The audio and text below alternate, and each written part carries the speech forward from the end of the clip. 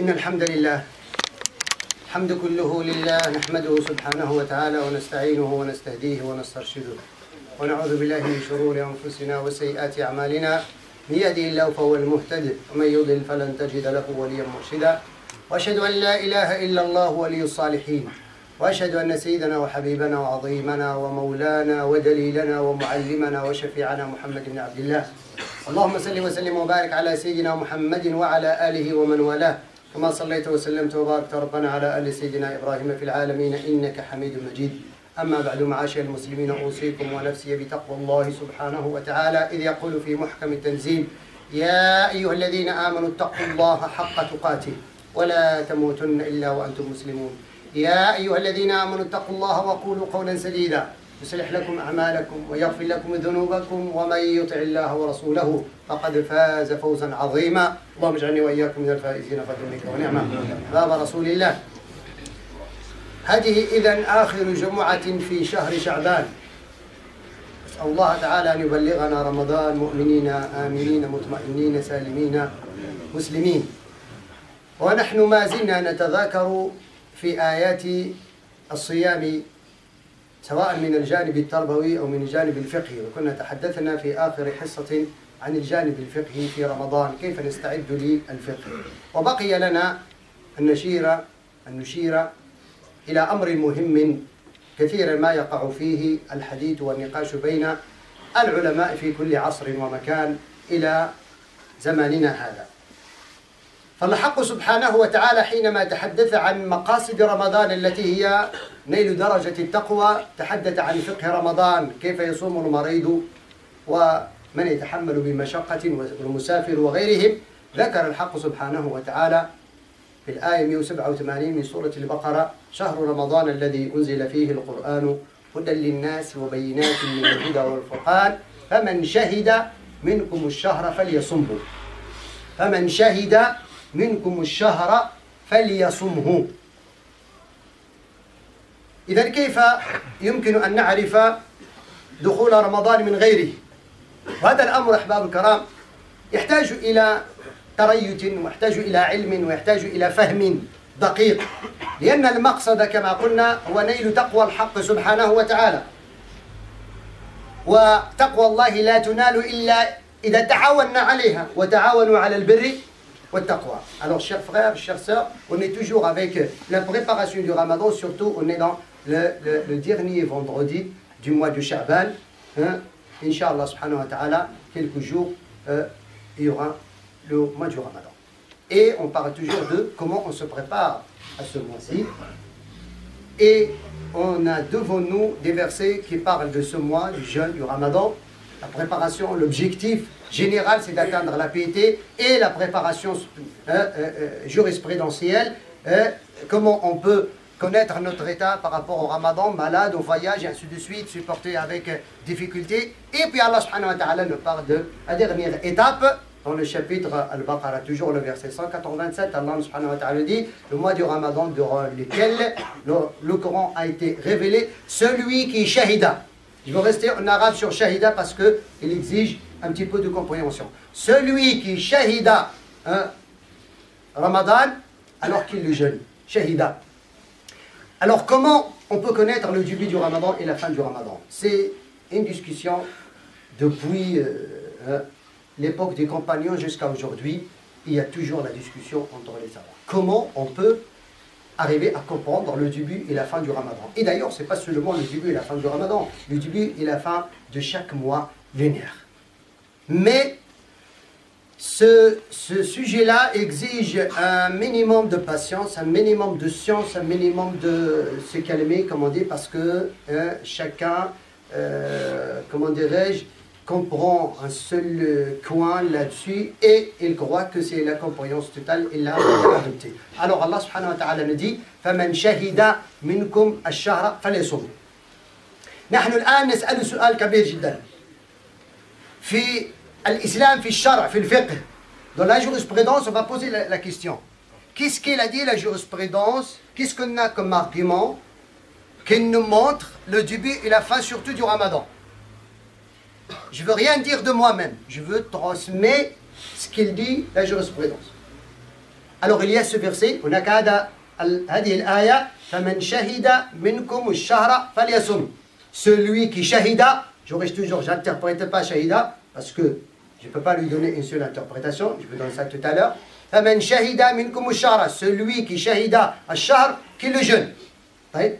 وحديث أبي هريرة رضي الله عنه يقول فيه النبي صلى الله عليه وسلم أخرجه الإمام البخاري ومسلم صوموا لرؤيته وأفطروا لرؤيته فإن أغبي عليكم فأكملوا عدة شعبان 30.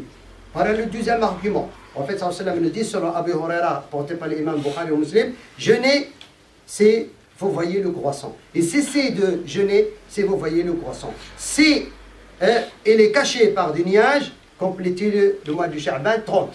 Voilà le deuxième argument. Le troisième argument, hadith Ibn Omar. ابن عمر بن الخطاب أخرجه الإمام البخاري ومسلم كذلك قال لا تصوموا حتى تروا الهلال ولا تفطروا حتى تروه فإن غم عليكم فاقدروا له.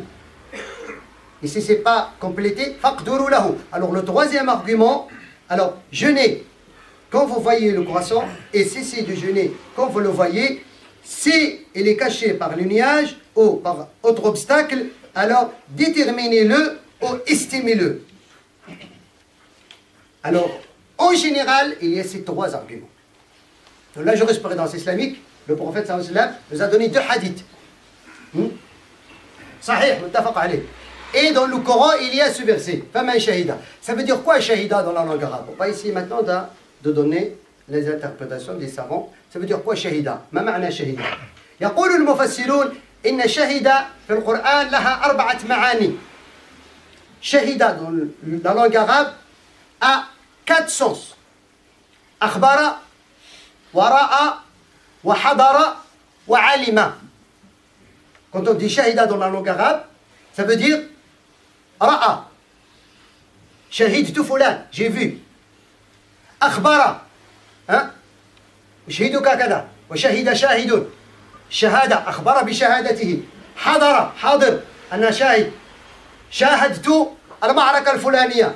J'étais présent. علمت. J'ai la science de telle chose. C'est pour ça que je ne veux pas traduire shahida dans une seule, parce qu'il faut donner normalement un mot qui va englober, et ça n'existe pas en français. Un mot en français qui veut dire présent et voir et informer et savoir, ça n'existe pas. C'est ça la richesse dans la langue arabe. Alors, le Coran, comme vous le savez, c'est pour ça, c'est pas n'importe qui peut prendre ce verset-là et dire, voilà, oui, ça c'est bon, tu m'as donné shahida, ça veut dire voir, mais ça c'est un sens. Il y a des savants qui ont donné d'autres sens, et dans la langue arabe qui donnent d'autres sens. Bien. Maintenant, le prophète sallallahu alayhi wa sallam, on va voir ce hadith. Alors on a dit, il y a 2 hadiths. On a dit d'abord, il y a 4 sens de shahida. Pour ça, je ne vais pas le traduire. Le, comment dirais-je, informer, au voir, au présent, ou avoir de la science. Celui qui veut traduire, il faut qu'il donne les 4 sens. Maintenant, les deux hadiths que je veux citer. Hadith Abu Huraira, خرجه البخاري ومسلم. Hadith Ibn Omar, خرجه البخاري ومسلم. Les 2 hadiths que j'ai cités tout à l'heure, Hadith Abu Huraira, Hadith Ibn Omar. Le début du hadith, c'est pareil. صوموا لرؤيته وافطروا لرؤيته لا تصوموا حتى تروه ولا تفطروا حتى تروه. C'est la même chose. Jeûnez quand vous voyez le croissant et cessez de jeûner quand vous voyez le croissant. Mais la fin du hadith, il est pas pareil. Un hadith, le prophète il nous a dit, alors si vous ne voyez pas le croissant, hein, vous êtes au 29 Sha'ban, il y a le nuage, comme notre cas par exemple aujourd'hui, vous n'avez pas vu, vous ne pouvez pas voir, alors complétez Sha'ban 30. Voilà un hadith authentique, Bukhari Muslim. Le deuxième hadith, il n'a pas dit le prophète sallallahu alayhi wa sallam, complétez Sha'ban 30, il a dit déterminez-le, estimez-le. Alors moi je pose toujours la question, je reste toujours à la poser jusqu'à ce que les savants et les gens ils vont comprendre. Pourquoi le prophète sallallahu alayhi wa sallam, il nous a donné ces 2 hadiths? Si un parmi les hadiths est rapporté par un autre à part le Bukhari ou Muslim, on peut dire peut-être ce hadith-là, il a quelque chose, il est moins fort que le hadith Bukhari ou Muslim. Mais les deux sont dans le Bukhari ou Muslim. On ne peut pas rejeter un des 2 hadiths. Alors comment on doit faire? Alors ici, ce n'est pas n'importe qui va intervenir. Ce n'est pas l'association qui va intervenir pour trouver la solution. Ce n'est pas les musulmans qui vont intervenir pour prendre la décision. C'est les Tunisiens qui vont intervenir pour prendre la décision. C'est ce que les Tunisiens ils ont fait depuis extant. Qu'est-ce qu'ils ont fait les Tunisiens après le prophète sallallahu alayhi wa sallam dit qu'ils ont cette problématique aujourd'hui? Qu'est-ce qu'on veut savoir? Parce qu'aujourd'hui, malheureusement, tout le monde interprète ces hadiths comme il veut. Tout le monde intervient pour déterminer le ramadan. Et quand je dis tout le monde, alors il y a des objectifs derrière. Bien. العلماء رحمهم الله تعالى حددوا انطلاقا من هذه الأدلة 3 وسائل لبداية الشهور العربي عموما. À travers ces arguments que je vous ai donnés, les savants ils ont déterminé 3 moyens pour le début du Ramadan et la fin du Ramadan. 3 moyens. Le premier moyen, c'est de voir la lune avec l'œil nu. Ar-ru'ya. Deuxième moyen, finir Sha'ban 30. إكمال عدة شعبان 30. Troisième moyen, at-taqdir, déterminer ou estimer. Les 3 arguments, ils ont ce sens-là. Alors, on a à choisir une des 3. Bien. À l'époque du prophète sallallahu alayhi wa sallam, qu'est-ce qu'ils ont choisi comme élément? C'est lui, sallallahu alayhi wa sallam, qui décide. C'est lui qui prend la décision. Oui. Là, on n'en parle pas. Maintenant, à l'époque après le prophète sallallahu alayhi wa sallam, oui. Alors, les compagnons, Imam Ibn Qayyim, dans Zad al-Ma'ad, celui qui veut avancer un petit peu la recherche, il va trouver que voir la lune, on n'a pas de problème. Si on arrive à le voir. Compléter Sha'ban 30, on n'a pas de problème. Mais à taqdir. Pourquoi taqdir? Parce qu'il y a un objectif. Oui. L'objectif, c'est le Nabi sallallahu alayhi wa sallam, soumu li ru'yati. Quand il dit soumu, est-ce qu'il s'adresse aux Médinois, aux Mikois, aux Français, aux Marocains, aux Algériens, ou les Américains? Il s'adresse à qui? Il s'adresse à toute la communauté. Il ne s'adresse pas à un pays. Il ne s'adresse pas à la Mecque, il s'adresse à tous les musulmans. Vous tous, vous devez jeûner une seule fois, un seul moment. لذلك الجمهور العلماء أبو حنيفة ومالك وأحمد لا يعتبرون اختلاف المطالع. Abu Hanifa ou Imam Malik ou Imam Ahmed, ils disent là où le croissant a été vu, toute la planète doit jeûner. Les musulmans sur la planète. C'est pas chaque pays observe sa propre observation. On va jamais réaliser l'unité. On va jamais réaliser l'objectif taqwa. Parce que nous, on a vu en France, les Italiens, ils n'ont pas encore vu. Les Marocains, ils n'ont pas encore vu. C'est normal. Mais est-ce qu'il existe, combien de naissances de la Lune? Une seule. Il n'y a pas 1000 naissances. ذلك العلامة أحمد بن محمد بن الصديق الغماري كتب كتاب جيد جدا. الإخوان الذين يتقنون العربية أرجو أن يقرأوا فيه شيء. تعرفون عنوان الكتاب هو الأنظار إلى توحيد المسلمين في الصوم والإفطار. توجيه الأنظار إلى توحيد المسلمين في الصوم والإفطار. Ce grand savant, l'imam Ahmed le Mohammed bin Siddiq al-Ghumari a rédigé un livre qui a attiré l'attention des gens, des savants, pour réaliser l'objectif de l'unité du musulman dans le jeûne et le rendre religieux. On ne peut pas avoir de croissance. Maintenant, التقدير فسره العلماء تفسيرين.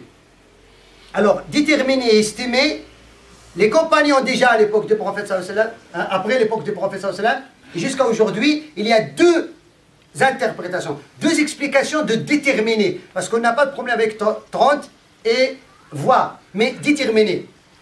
L'imam Ahmad, il a dit déterminer c'est donner le minimum du mois, de s'arrêter au minimum du mois. Ça veut dire serrer le nombre du mois. Ça veut dire que c'est tout à fait contradictoire du hadith de compléter Sha'ban 30. Ça veut dire, si on ne voit pas la lune, la veille du 30, on doit estimer qu'il est caché par les nuages, qu'il existe, on jeûne demain. Imam Ahmad, il dit ça. Ça veut dire, on reste sur 29 Sha'ban, on compte Sha'ban 29. Il a dit taqdir dans la langue arabe, c'est tadyiq, dayyuqu alayhi. Ça veut dire, donner à Sha'ban le minimum. Parce que le minimum et le maximum du mois lunaire, le minimum c'est 29, le maximum c'est 30. Il ne peut pas être 28, il ne peut pas être 31. Alors le minimum c'est 29 jours, le maximum c'est 30. Imam Ahmed il a dit, alors le prophète il a dit, qaddiru, ça veut dire, dayyuqu alayhi. من أين جاء بها في سورة الطلاق فمن قدر عليه رزقه فلينفق مما آتاه. Il a dit quoi? Allah subhanahu wa ta'ala dit, celui dont sa subsistance est restreinte et minimum, Allah il a parlé قدر عليه. وقال الإمام أحمد في مورد الإمام القيم كان عبد الله بن عمر وعمر بن الخطاب رضي الله عنه ومعاوية بن أبي سفيان وأنس بن مالك وعائشة أم المؤمنين وأبو هريرة كانوا يأخذون بهذا التفسير. عمر بن الخطاب رضي الله عنه كان يقول إن هذا التحري وليس يعني عبد الله بن عمر كما أورد الإمام ابن القيم lui Imam Ahmed il dit Abdullah ibn Omar il a pris le prénom de Abdullah ibn Omar. Il dit Abdullah ibn Omar quand le 29 la soirée du 29 Sha'ban il ne voit pas, il envoie quelqu'un pour lui dire regarde le soleil.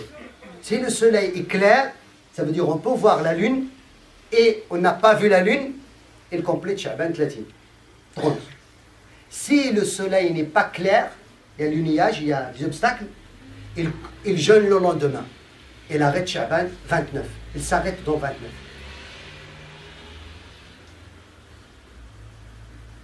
Je vois que parmi vous qui disent on n'a jamais entendu ça.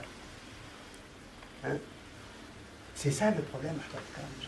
C'est pas n'importe qui peut. Imaginez Abdullah ibn Omar et Anas ibn Malik. Tu sais ce qu'il dit Muawiya ibn Abi Sufyan, Ali ibn Abi Talib. Tu sais ce qu'il dit ماذا كان يقول علي ibn Abi Talib لأن أصوم يوما في شعبان خير من أن أفطر يوما في رمضان.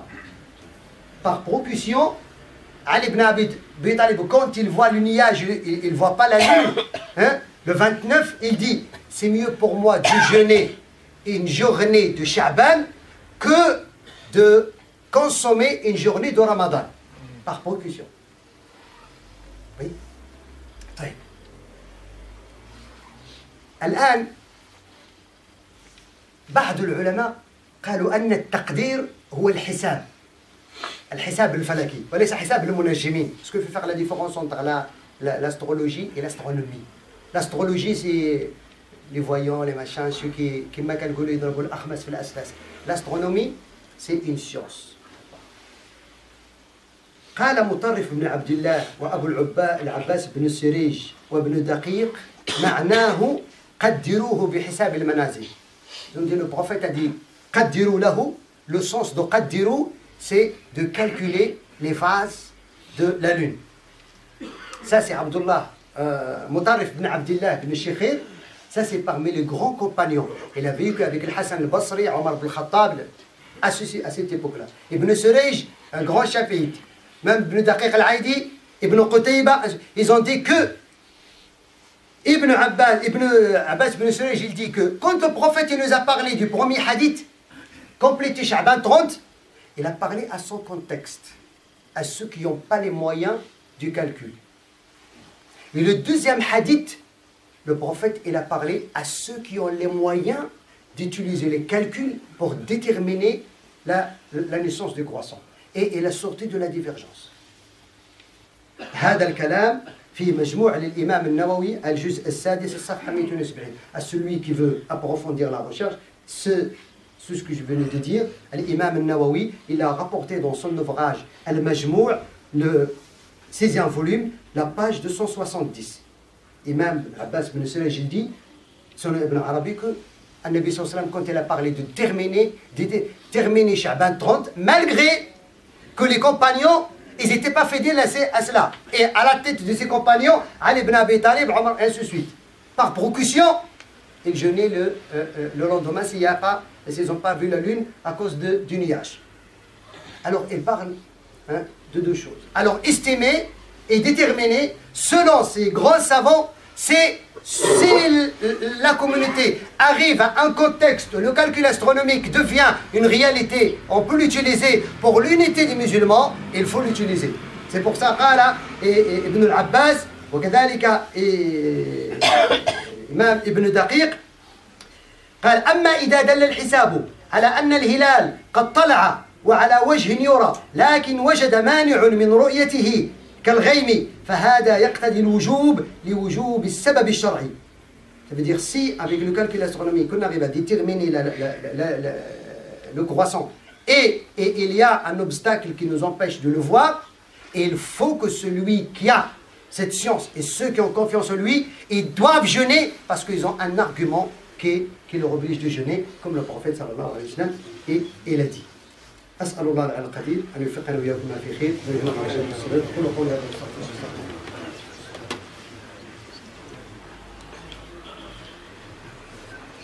الحمد لله رب العالمين حمدا كثيرا طيبا مباركا فيه له الحمد والثناء الجميل وصلى اللهم وسلم وبارك على سيدنا محمد أما بعد. الآن أيها الأحباب الكرام أريد أن أقف عند مصطلح كثيرا ما يتداول وهو السنة.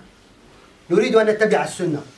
Vous trouvez actuellement des textos, des emails sur Internet. Nous, la sunna du prophète, c'est de faire telle chose. Bien. Alors, si on croit que c'est la sunna du prophète, c'est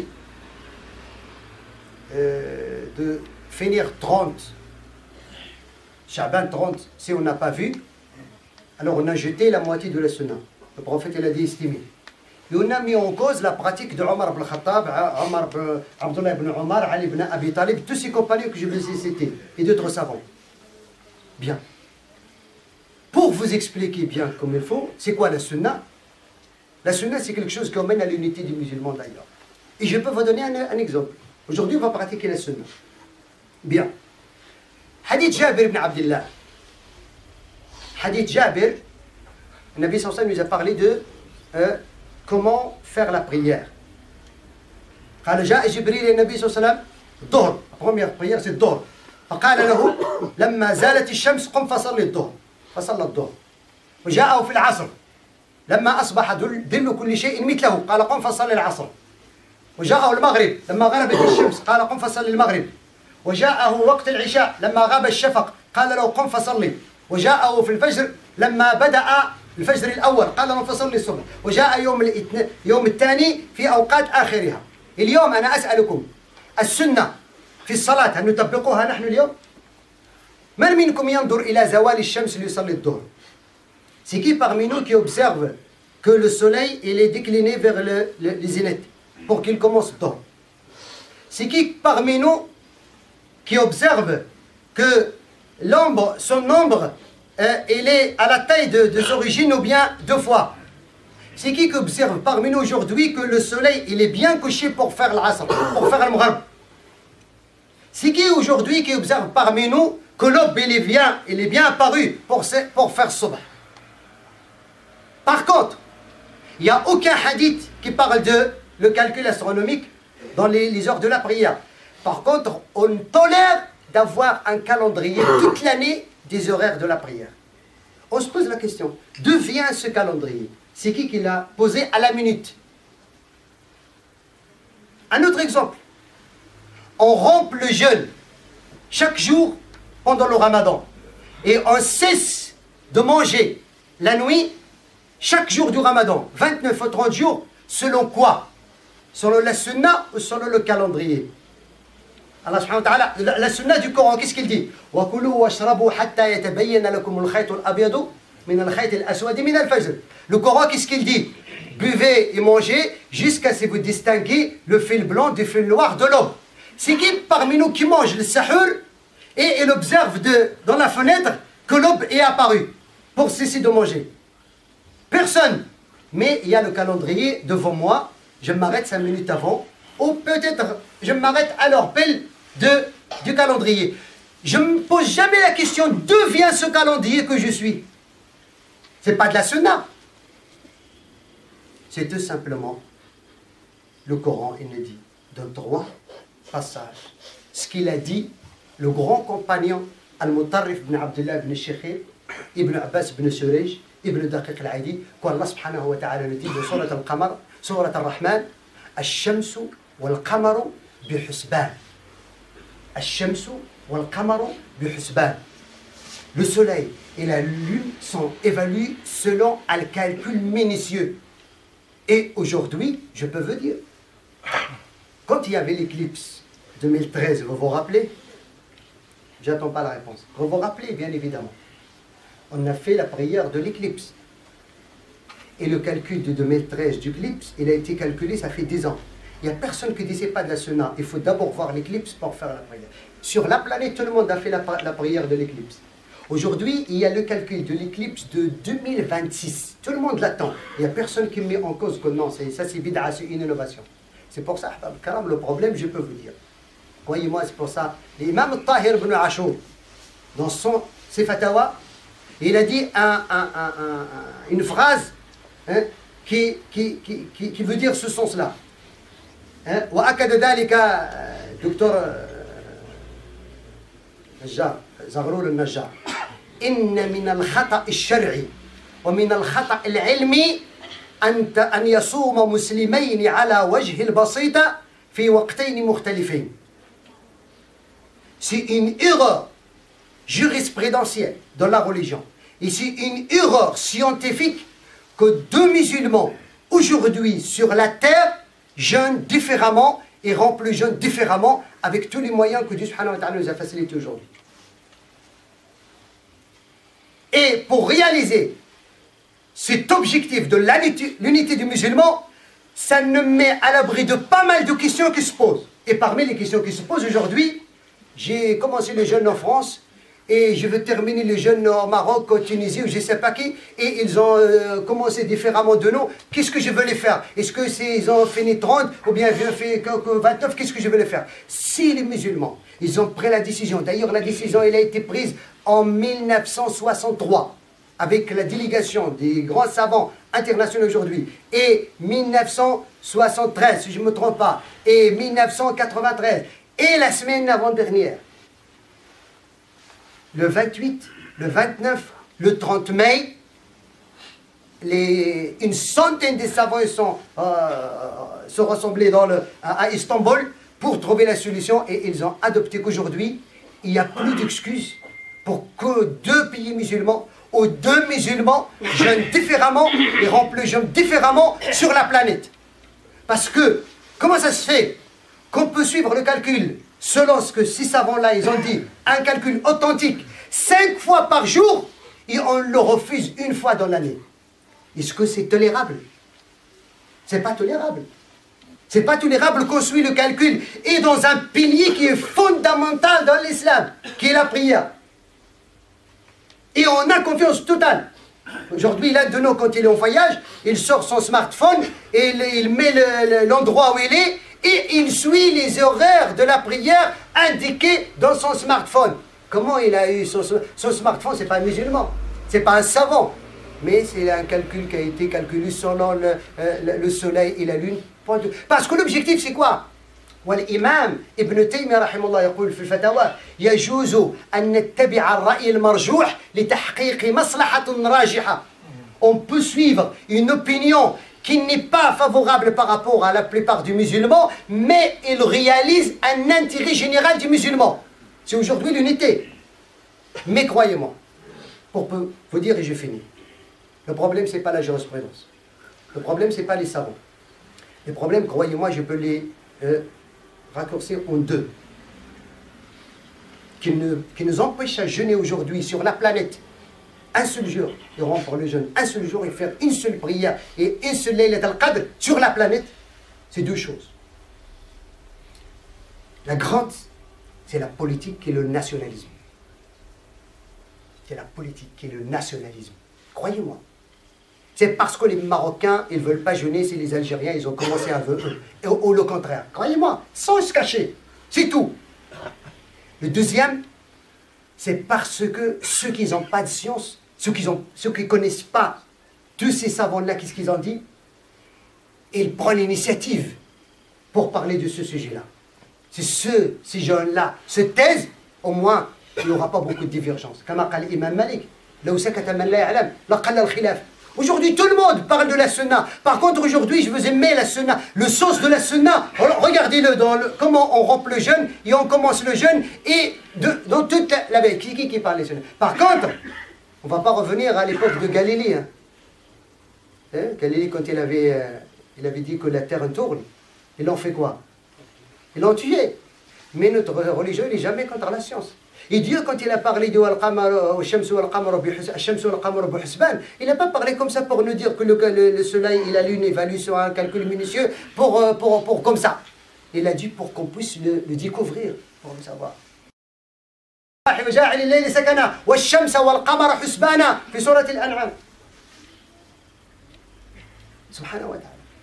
Alors, mais croyez-moi, c'est pour ça que je veux dire une chose. Aujourd'hui, on a inventé le quatrième moyen. Durant toutes ces années, surtout que je suis en France, j'appelle à faire attention. On a inventé un quatrième moyen parmi les trois qui a été déjà existé. La vision à l'œil nu et finir 30, Chaban 30, ou bien le calcul. Aujourd'hui, on a inventé le quatrième. Et c'est ça la catastrophe. C'est quoi le quatrième?